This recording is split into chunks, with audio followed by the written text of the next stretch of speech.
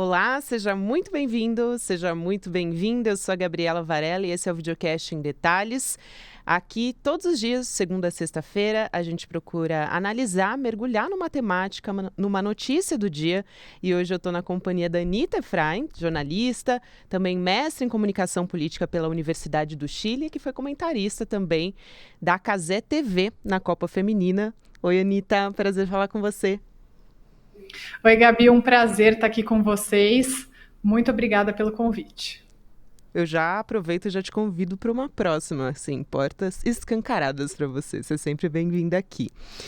Ni, é o seguinte, o presidente Lula, ele sabia que ele ia ter que fazer algum tipo de concessão em algum momento para o Centrão. Esse é o cenário que a gente tem nesse momento no governo federal. Se não fosse a Ana Moser, se não fosse o Ministério do Esporte, a gente ia ter outra pessoa. Mas por que o Ministério do Esporte e por que mais uma mulher saindo do governo Lula?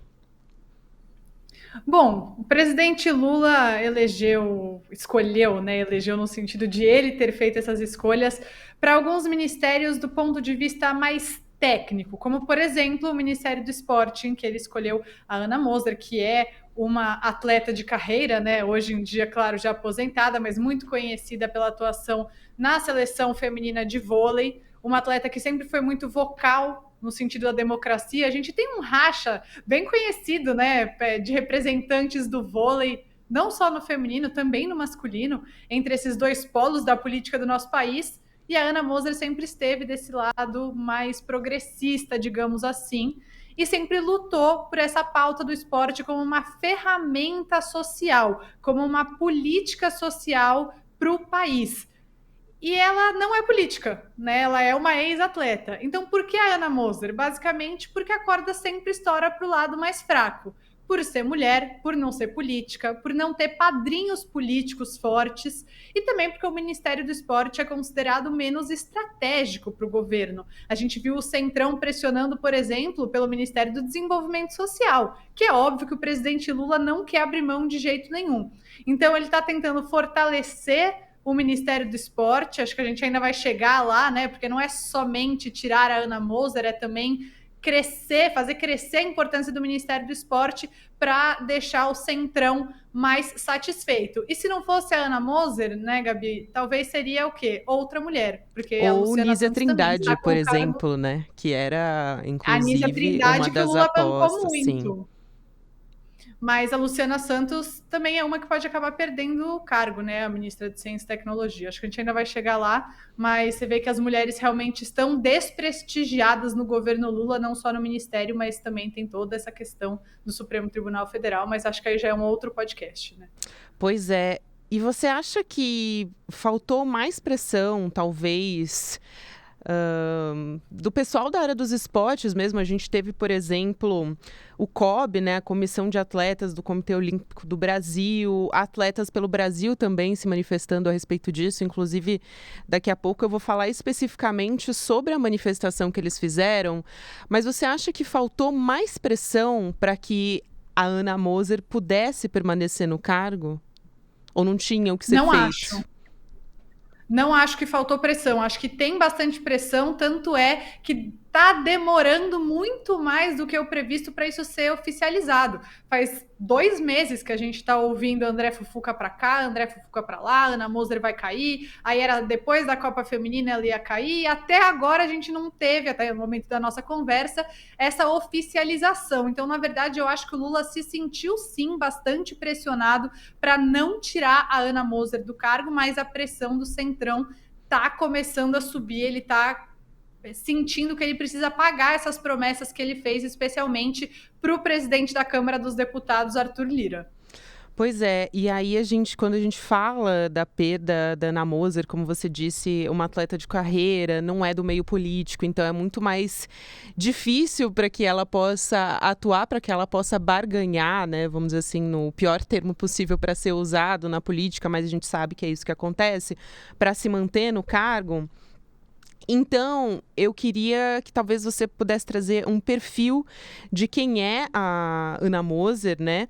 E também quais eram as políticas que foram prioridade da Ana Moser em pouco mais de um semestre de atuação, que estavam sendo tocadas por ela e que agora a gente tem uma preocupação, já que com a saída dela a gente tem um futuro ministro, né, um Fufuca, que ele é amador, para dizer o mínimo, né? A gente vai chegar lá também, quem é André Fufuca, mas vamos começar por aí, traçando um pouco o perfil da Ana Moser. Eu vou te pedir licença, Gabi, para dar um passo atrás para entender onde estava o esporte no governo de Jair Bolsonaro. Por Então, favor. quando o ex-presidente aprovou o projeto da lei orçamentária de 2023, estava previsto um corte de 108 milhões de reais na área esportiva, uma redução de 36% em comparação com 2022, né, o último ano do governo Bolsonaro. E também, durante essa última gestão, a gente teve em 2020 o corte da Bolsa Atleta, por exemplo, que bancava centenas de atletas na Olimpíada que a gente teve em 2021.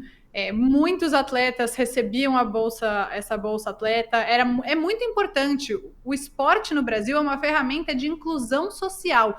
E o governo Jair Bolsonaro estava indo ali e cortando tudo. Se tinha que cortar em algum lugar, com certeza ia cortar no esporte. A Ana Moser entra no cargo com a promessa de retomar esse papel do esporte como uma forma de inclusão, de trazer tantos jovens para o que a gente chama aqui, né, de caminho certo, de tirar tantos jovens da rua, de usar projetos sociais de atletismo, de judô, para tornar a sociedade brasileira um pouco mais igualitária. Essa era a promessa do Lula quando ele indica a Ana Moser. E ela, então, teoricamente, estava no cargo para cumprir este legado. Tanto é que nessa manifestação que você citou dos atletas, eles falam, né, que é o que a ministra Ana Moser estava se dedicando a fazer desde o início da gestão, mesmo com uma equipe reduzida, com recursos escassos, seria uma revolução na política pública do esporte. E dá para dizer que o que ela mais queria no momento era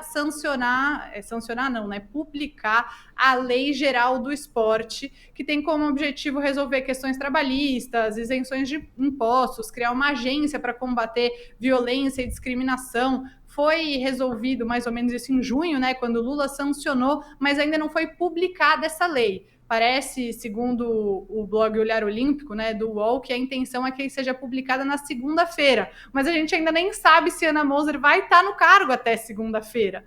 Então, é um legado de reorganização do esporte enquanto política pública, se eu pudesse resumir.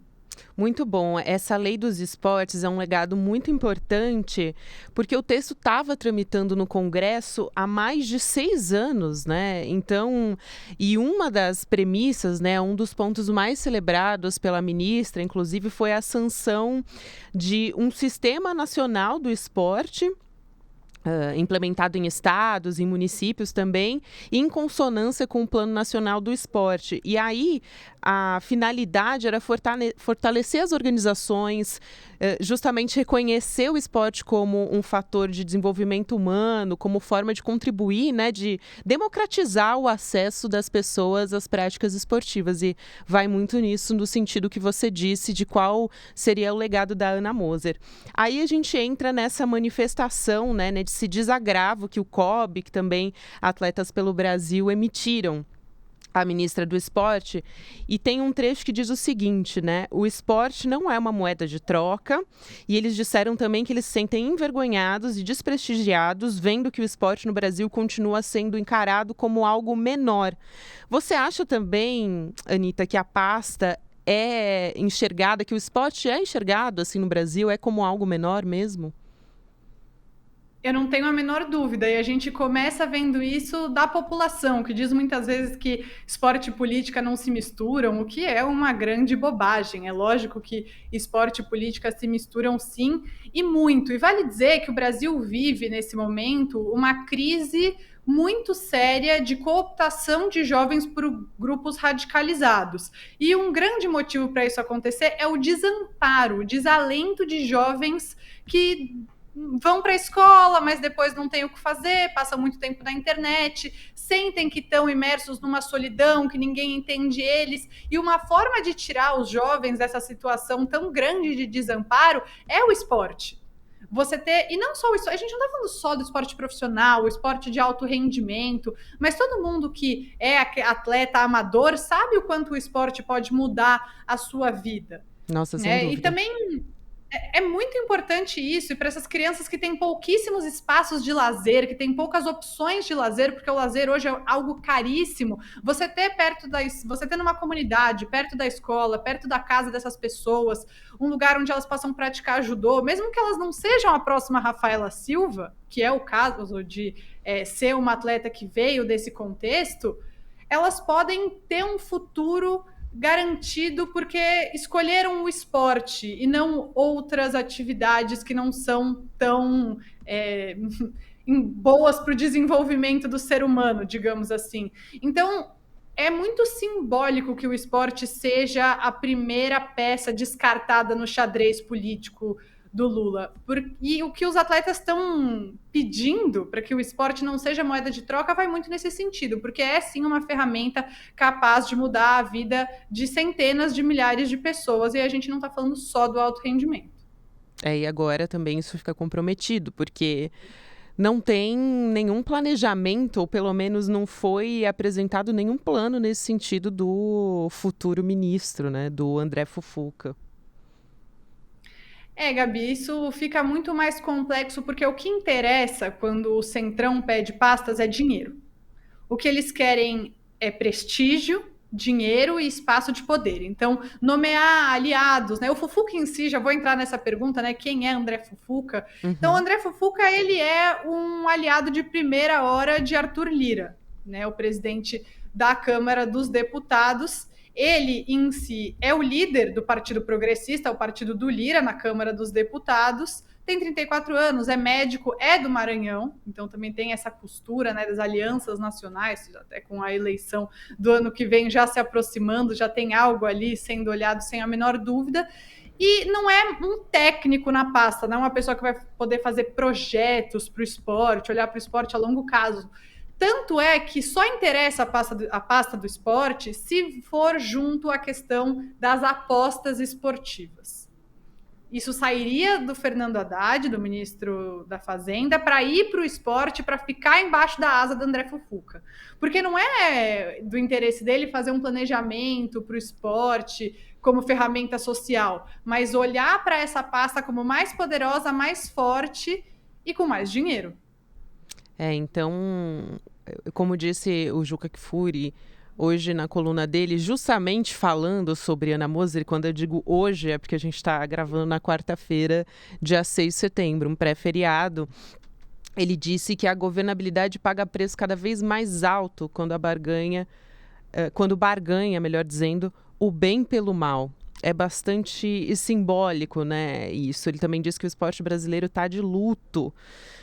É bastante difícil, é uma fase bastante difícil. A ideia de Lula era entregar a cabeça de Ana Moser, vamos dizer assim, para o PP com Fufuca, por conta desses 12 a 15 bilhões, porque ainda nem se sabe quanto que vai ser arrecadado, né, com a tributação dos sites de apostas, mas o Arthur Lira, agora ele quer mais secretarias. Esse é um bastidor que saiu até recentemente, porque além dessa secretaria de apostas que receberia esse valor que a gente ainda não sabe que vai ser arrecadado com essa tributação, ainda Arthur Lira quer impulsionar uma secretaria de ações sociais e outra para o empreendedorismo esportivo. Ou seja, a ideia basicamente é que os parlamentares do Centrão tenham acesso a mais verbas de orçamento para os seus redutos eleitorais, né?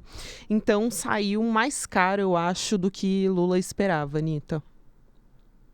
Talvez o presidencialismo de coalizão, que é o que a gente vive no Brasil, ele é muito complexo porque ele é extremamente fisiológico. Então, tudo que é ideológico, e aí cada um vai dizer o que é ideológico para o bem e para o mal, fica de lado. Ideológico não tem que ser levado como uma palavra ruim, né? Como a gente falava, da ala ideológica, mas uma ministra que vê o esporte como uma ferramenta de inclusão social tem sim um aspecto ideológico envolvido, o que não tem nada de negativo, obviamente. Mas aí a fisiologia entra muito mais forte, porque o Lula quer continuar despendendo a quantidade absurda de emendas que ele tem que despender para ganhar uma votação? Não, ele quer fazer como ele fazia antes, trocar por ministérios. Mas aí ele está abrindo mão de promessas que ele fez, de ser um presidente que olha mais para a parte social, porque isso é abrir mão, de indicar mulheres, né, de ser mais diverso.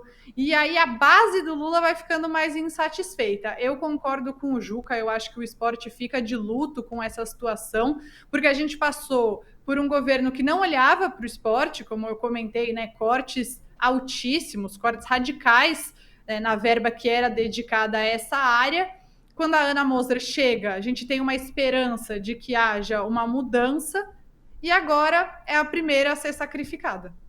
Pois é, e tem um fator, eu acho que importante também, quando a gente fala de política, acho que não só no Brasil, mas é uma característica muito forte nos nossos governos que a gente não tem uma política de continuidade, né? Então a gente se preocupa, por exemplo, como é que vai ficar o Ministério do Meio Ambiente daqui a 4 anos, quando a gente espera que a Marina Silva fique até o final do mandato de Lula. Então, imaginando que vai ter essa troca, a gente fica preocupado com a política de continuidade para as políticas pró-meio ambiente. E acho que no esporte vai nesse sentido. Agora, ser retirada uma ministra com 9 meses, né, recém completou 9 meses de gestão, é bastante frustrante, né, porque ela tinha acabado de começar políticas públicas nesse sentido. Então, como é que a gente pode garantir que isso vai ter continuidade? E também me pergunto se Lula vai ceder tudo, né?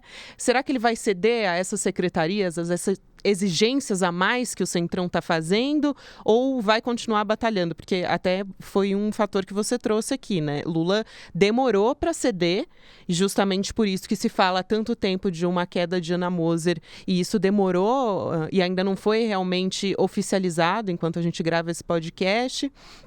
Mas o fato é que existe essa discussão, inclusive o que analistas políticos, jornalistas dizem é que foi uma conversa que Lula teve com Ana Moser que foi muito constrangedora também, né? Porque é algo que já sabe que vai acontecer. A gente só está esperando realmente, basicamente, colocar a bola no chão e chutar, né? É isso. Exatamente. E essa dificuldade de você garantir uma continuidade coloca em xeque políticas que são muito importantes para a base. Não estou falando necessariamente da base do Lula, mas a base da sociedade brasileira, as pessoas que mais precisam do Estado.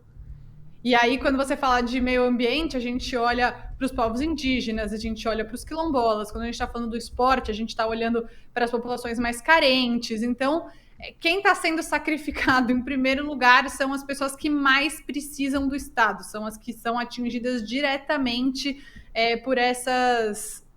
De novo, que estão sendo atingidas diretamente por esse tipo de iniciativa que estava largada e que Lula prometeu que ia ser diferente. E a gente já começa a perder uma perspectiva de que seja diferente. Aí a gente volta para essa questão da Luciana Santos também, né? No Ministério de Ciência e Tecnologia, Lula se reuniu, né? Um bastidor que veio aí da Globo News, da Júlia do Alibe, que Lula se reuniu com o Márcio França, ele pode sair do Ministério de Portos e Aeroportos e ele tem que ser realocado. Para onde ele vai? E aí o que a gente sabe é que tem duas opções. Ou teria um novo ministério para ele, um ministério da pequena empresa, que tudo bem, é algo que está crescendo muito no Brasil, eu entendo que mereça atenção, ou ele vai para o lugar da Luciana Santos. E em uma cartada só a gente já vê o Lula descartando 2 mulheres. Então não é só a terceira, que você está descontinuando, né? Inclusive, porque antes teve a Daniela Carneiro também. É verdade, acho que aí é um tema um pouquinho menos ideológico, digamos assim, né, que agradava menos a base que votou no Lula efetivamente. Até porque era um nome do Centrão, mas não deixa de ser mais uma mulher, né? Isso pesa também. Pesa, até porque o Juscelino Filho continua no cargo, né? Há 2 dias você estava falando disso aqui no podcast. Por que que aí não estourou? Era um caso muito mais grave do que tudo isso que a gente está falando. E ele foi mantido no cargo. Então a gente não pode tirar esse elemento. Ele é muito importante, mas é muito constrangedor que o Lula tenha tido um apoio tão amplo dos setores progressistas da sociedade brasileira e a gente esteja vendo que as primeiras cabeças a rolar são de mulheres, uma negligência na hora de olhar para o tema racial e de gênero para indicar para o STF e sempre colocando homens brancos no poder. Exato, e também é interessante que, de certa forma, o roteiro para demitir Ana Moser está sendo um pouco na mesma linha que o da Daniela Carneiro, né? Aquela coisa, se reuniu antes, uma saída honrosa, né? Como se fosse menos grave demitir não, né? Exonerar ou retirar o ministro do cargo, ou a ministra, no caso que a gente está falando, dessa forma, mas demorou porque não ajustou também todas as linhas finas, as letras pequenas com o Centrão, que é justamente a negociação dessas secretarias e de mais dinheiro para regar aí o Centrão. E agora o que se diz é que Silvio Costa Filho deve entrar, como você disse, em portos, aeroportos, só que o problema é que Márcio França tem resistido, né? O PSB também, diferente da Ana Moser, ele sim é um político que tem muita experiência em articulação, então ele consegue talvez se manter mais tempo no cargo e não quer ir para uma secretaria ou para um ministério que seja menos prestigiado do que a posição que ele ocupa hoje, né, Anitta? Então, o Márcio França e o PSB estão com o Lula desde o começo. Então, eles não vão arredar o pé tão fácil assim para o Lula poder acomodar os aliados de Arthur Lira. Então, ele vai resistir. Se tiver que criar outro ministério, ele vai aceitar que seja outro ministério. O que ele não vai aceitar de jeito nenhum é ficar de fora do governo, mesmo que o PSB hoje não tenha tanto peso, apesar de ser o partido do vice-presidente. Ao passo que a Luciana, que é do PCdoB, dificilmente vai conseguir resistir da mesma forma que o Márcio França. Anitta, e para fechar a nossa conversa, eu quero entender como que o Ministério do Esporte passou a ser cobiçado, né, depois que ele foi turbinado por essa proposta de taxação das apostas esportivas. Bom, todo mundo deve conhecer alguém que faz apostas esportivas, né? As famosas bets. As pessoas falam, vou fazer uma bet nesse jogo, vou fazer uma fezinha nesse jogo. O que acontece é que não tem uma regulamentação hoje no Brasil dessas casas de aposta. Muitas delas não têm endereço fiscal no Brasil, elas ficam em paraísos fiscais, então elas não pagam imposto no Brasil. E está naquele limbo, né? O governo Michel Temer disse que elas deveriam ser regularizadas em 2 anos, chegou o governo Jair Bolsonaro, deu os 2 anos, nada nunca foi regulamentado, e assim elas vão indo, mas elas não têm essa regulamentação no Brasil, não tem uma definição de como elas devem operar no Brasil, quanto imposto elas têm que pagar, mas a previsão é de que, se isso for regulamentado, entre no Brasil uma quantidade absurda de dinheiro, porque é 12 muito a 15 disseminado. bilhões, né? É o que a gente tem projetado. Exato, 12 a 15 bilhões de reais é muito dinheiro. E aí torna o Ministério do Esporte já uma pasta em outro patamar, né, com um orçamento muito maior. E além disso, não é só pela questão da tributação que essa regulamentação é muito importante, mas também para proteger o consumidor. Hoje, por exemplo, Gabi, a gente não tem nenhuma regra em relação aos comerciais de casa de aposta. Sabe que nem bebida alcoólica, que você não pode passar em tal hora, que não pode ter menor de idade. Hoje não tem essa regulamentação em relação às casas de aposta. Isso precisa ser melhorado também para proteger o consumidor. Jogos de azar, jogos de aposta, né? Esses jogos de azar, eles têm um potencial muito negativo para a saúde pública da população e não tem alguns deles sequer um atendimento no Brasil, né? Não tem uma estrutura no Brasil que proteja esse lado do consumidor. Então, tem a questão da tributação, tem a questão do consumidor e da saúde pública, que também é afetada por jogos de aposta. Então, tudo isso leva a uma urgência da regulamentação desse tipo de negócio no Brasil, mas que automaticamente faz com que o Centrão cresça aos olhos ao mirar o Ministério do Esporte. Muito bom. E tem a questão de que tem essas empresas, né, de comércio online que fazem vendas comuns, né, se passar por remessa, pessoa a pessoa, como forma de não pagar os impostos também. Então, é uma maneira, além de regular esse setor, né, de também que passem a ser taxados de fato, né? Enfim, essas E um empresas outro estrangeiras e brasileiras aí, que tem uma concorrência envolvida também, né? Sim, um outro aspecto importante que eu deixei de falar é, obviamente, o esportivo. A gente viu assim dezenas de jogadores no Brasil sendo suspensos, pegando muitos dias, anos de gancho por terem se envolvido com manipulação de apostas. Então, a regulamentação também tem que abarcar esse tipo de possibilidade, né? A regulamentação é importante também para proteger o esporte e o entretenimento das pessoas. Para que os jogos não sejam decididos por quem você apostou que vai, qual jogador vai fazer gol ou não vai fazer gol, né, basicamente. Dá para explicar um pouquinho, um pouco desses casos, né? Foi um caso de corrupção, acusações de corrupção que estourou há poucos meses também. Houve reportagem no Fantástico, enfim. Foi realmente um escândalo, né? E há uma preocupação grande de como isso está afetando o esporte brasileiro, né? O futebol brasileiro, melhor dizendo. Sim, quem está assistindo a gente deve estar vendo que atrás de mim tem aqui uns símbolos do Santos, que eu sou santista, e eu acho que o Santos foi talvez o maior time que teve um atleta envolvido nesse caso, na Operação Penalidade Máxima, que investigou, ainda investiga, casos de atletas que aceitaram suborno para forçarem cartões, eram cartões amarelos e vermelhos, para apostas casadas. Então, como que funciona? Quando você entra nessas casas esportivas, nessas casas de aposta, você não aposta só no resultado, em quem vai marcar gol. Você pode apostar em tudo. Quantos escanteios vai ter no jogo, lateral, cartão amarelo. Então, os mais comuns são os de cartão. Basicamente, as apostas casadas eu aposto que no jogo da Anitta, a Anitta vai tomar cartão amarelo e no jogo da Gabriela, a Gabriela vai tomar o cartão amarelo. Aí, os apostadores que querem ganhar dinheiro em cima disso combinam com a Anitta e com a Gabriela. Ó, eu te pago tanto, 50 mil reais, para você tomar um cartão amarelo. Você topa? Esses jogadores que foram investigados e já julgados, eles dizem, eu topo.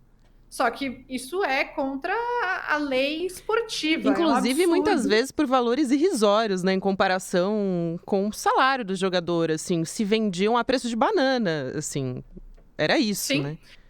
É muito mais. Isso já tinha acontecido algumas vezes em divisões inferiores, então, segunda divisão do campeonato carioca. Isso acontecia e muito mais difícil de descobrir, mas chegou na elite do futebol brasileiro. E não só do futebol brasileiro, porque a gente tem também uma investigação envolvendo o meia Lucas Paquetá, que joga na Inglaterra, é atleta da seleção brasileira e foi cortado da seleção por estar envolvido numa investigação dessas mesmas apostas casadas. Então, é algo que está escalando muito. Sem a regulamentação, a tendência é que isso siga acontecendo. É isso. Anita Efraim, que é jornalista, que é mestre em comunicação política pela Universidade de Chile, que foi comentarista da Copa Feminina pela Casa TV. Eu amei que no início da sua fala você disse, eu não sei se vocês perceberam, mas eu sou santista. Quem conhece a Anitta, obviamente, sabe que faz parte dela, né? Assim, é você e o Santos, assim, desde o primeiro segundo de vida, essa é a Anita Efraim. Anitta, eu amei Eu falar tô com sorrindo, você. mas eu devia estar chorando, né? Com você falando isso, que a situação do meu time está um pouco precária. É E isso. também sempre perguntam, então aqui no meu cenário tem os símbolos do Santos e também as minhas medalhas, porque eu também sou atleta amadora de corrida, então estou familiarizada com o tema esporte, além de trabalhar com isso, também pratico. Exato, a Anitta conhece muito e que também pratica no dia a dia, né? A Anitta, enfim, eu recomendo que vocês acompanhem ela nas redes, que também é minha amiga. Foi um prazer, assim, Eu tô muito feliz de ter você aqui junto comigo. A próxima vai ter que ser pessoalmente, tá? Para quem nos assiste pelas câmeras, então a gente fica combinado que a próxima você vem aqui nos estúdios, que aí a gente pode dar um abraço também, além de conversar. Um beijo. Sem a menor dúvida, Gabi. Obrigada pelo convite. Espero ter esclarecido essas questões envolvendo o melhor ou o pior dos dois mundos, da política e do esporte. É isso, esclarecer, né? Apesar... A gente tem aí tempos, olha, difíceis para a política do governo Lula, e tá entre a cruz e a espada, mas a gente precisa também, nosso papel aqui, fazer pressão também para que as coisas melhorem. Não pode ceder tudo também. É isso, gente. O podcast, o videocast em detalhes, fica por aqui. O próximo episódio vai ao ar às 10h30 da manhã, ao vivo no YouTube, por onde você acompanha toda a programação do ICL Notícias. Também sempre lembro que você tem que ativar o sininho e dar o seu like para fortalecer o Em Detalhes. Você também pode acompanhar o Em Detalhes, eu recomendo fortemente que você faça isso nas plataformas de áudio, porque o programa é mais elaborado, o episódio em vídeo você pode acompanhar no YouTube e nas plataformas de áudio, no Spotify você pode dar 5 estrelas, na Deezer você pode favoritar, também deixar o seu comentário nas plataformas de áudio, eu estou sempre de olho. E eu deixo aqui também um recado importante, a gente conta com a sua ajuda aqui no ICL para o próximo passo na nossa luta pelo jornalismo independente, porque vem aí o portal do ICL Notícias. Então, participando do ICL, você também luta ao nosso lado por um Brasil melhor, para poder fazer cobranças. E você ganha acesso a centenas de cursos, mais de 200 cursos com professores do mundo inteiro, do Brasil. E nessa semana de independência, a gente está com vários bônus especiais para quem se inscrever. Só quem fizer... para hoje, né? A gente está falando aqui sexta-feira, dia 8 de setembro. Então, se você fizer a sua inscrição até meia-noite dessa data, você vai ter bônus especiais. E além dos bônus, quem se tornar membro do ICL vai ter um acesso a um debate exclusivo. Hoje, às 8 horas da noite, entre os jornalistas Leandro Demore e Chico Sá, sobre a Operação Lava Jato e a mídia independente. Impedível, gente. O Leandro Demore, que você sabe, é o repórter responsável pela Vaza Jato, tem muita experiência de investigação jornalística nessa área. Então, hoje, último dia para garantir seu bônus e assistir com exclusividade esse encontro. Acesse agora icl.com.br e se inscreva. Um beijo para você e até a próxima. Estamos em guerra pela independência. Eles atacam, tentam nos intimidar, usam as estruturas de poder para distorcer a realidade. Mas não vão nos calar. A gente não se curva, a gente vai à luta.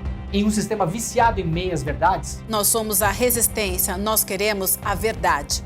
Por isso, levantamos a bandeira da independência. Independência para fazer um jornalismo corajoso, para colocar o dedo na ferida, para denunciar os abusos e as injustiças. Somos independentes dos donos do capital, dos poderosos e das grandes corporações. Aqui é publicidade zero. Só assim honraremos o nosso compromisso com a denúncia. Com a liberdade total de opinião.